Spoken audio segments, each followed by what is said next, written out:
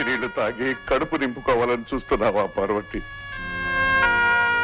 లేదండి, దాహం వేసి. కట్టుకున్న పెళ్ళానికి పట్టెడన్నం పెట్టలేని దౌర్భాగ్యం అవుతానని నేను కల్లో కూడా అనుకోలేదు పార్వతి. 2 రోజుల నుంచి నువ్వు తినటానికి ఏమీ లేక ఆకలితో బాధపడుతున్నావని తెలుసు. నేను వెళ్ళి ఏదైనా తీసుకొస్తాను పార్వతి. ఎక్కడికైనా వెళ్తారు? ఎవరినైనా అడుగుతారండి? ఎక్కడికి వెళ్ళైనా సరే, ఎవరినైనా అడిగైనా సరే నీకింత అన్నం తీసుకొస్తాను పార్వతి, ఇంత అన్నం తీసుకొస్తాను.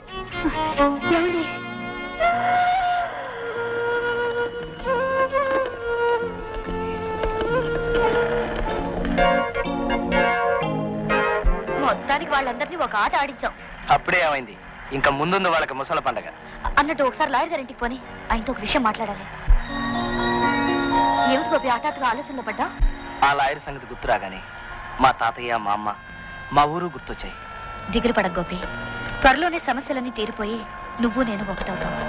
ప్రయోజకుడైన మనోడు భార్యతో కలిసి వస్తే మీ తాతయ్య మామలు పొంగిపోతారు. అవును, త్వరలో వెళ్ళి వాళ్ళకి ఏ కష్టం రాకుండా కళ్ళల్లో పెట్టుకు చూసుకోవాల్సిన బాధ్యత నాకుంది. త్వరలోనే వెళ్తాను.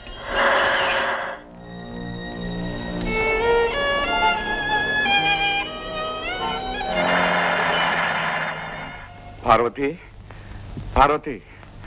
ఏమిటండి? ఇవిగో 3 రూపాయలకి బియ్యం, 2 రూపాయలకి సరుకులు, పైగా 5 రూపాయలు వచ్చాయి. ఇంత డబ్బు ఎక్కడదండి? ఎక్కడదంటే నాకు తెలిసిన ఆయన ఒక ఆయన 10 రూపాయలు ఇచ్చాడు. ఇప్పుడు అవన్నీ ఎందుకు పార్వతి, తొందరగా ఉంచి.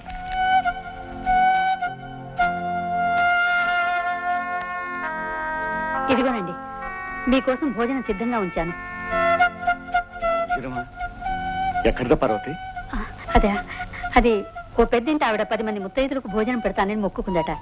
ఆవిడ నాకు ఇచ్చిన భోజనం తీసుకొచ్చాను. మీరు చేతులు కట్టుకుని రండి, భోంచేతురు కానీ. వెళ్ళండి.